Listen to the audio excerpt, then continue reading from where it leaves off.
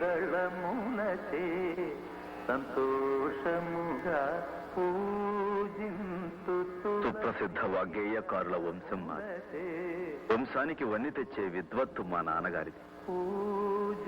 మా వదిన అమ్మలేని నాకు అమ్మైనా అక్కైనా నేస్తమైనా అన్నీ తనే అయ్యి ఆదుకుంది.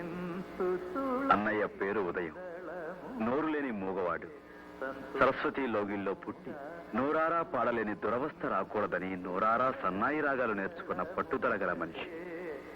శృతి చేసిన తంబూరా లాంటి శృతి మెత్తటి మనసున్నది మా చెల్లాయి సంధ్య. ధరణివి యొక్క పర్యాయము ధర్మాత్ముని. మాకందరికీ దైవం మా నాన్నగారు. కఠినంగా కనిపించిన క్రమశిక్షణ ఆయన లక్ష్యం. కరిగించే సంగీతంతో శ్రోతలను కట్టిపడేయటం ఆయన విలక్షణం. నోరు విప్పి ఆయన రాగం చేస్తుంటే ఊరేగింపుగా వెళ్లే దేవుడు కూడా గుమ్మం ముందు ఆగి ఆ పాట వినాలి ఒక్క క్షణం. దేవుడు ఊరేగింపు ఇంటి ముందు చాగింది. పూజలో ఉన్న నాన్నగారికి చెప్పడం ఎలా? మీ నాన్నగారు ఎవరి పూజలో ఉన్నారో చూసావు కదా. ఇంటి ముందుకు వచ్చిన రాముణ్ణి కొంచెం ఆగని.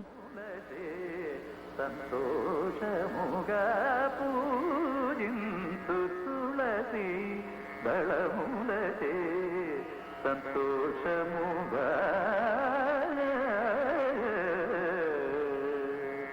పూజింతు సంతోషముగా పూజింతు మా నాన్నగారంటే మాకందరికీ భయం. భక్తితో కూడిన భయం. ఎందుకంటే ఆయన కేవలం మా నాన్నగారు మాత్రమే కాదు, శ్రద్ధగా మేము పాద పూజ చేసే మా గురువు గారు కూడా ఆయనే.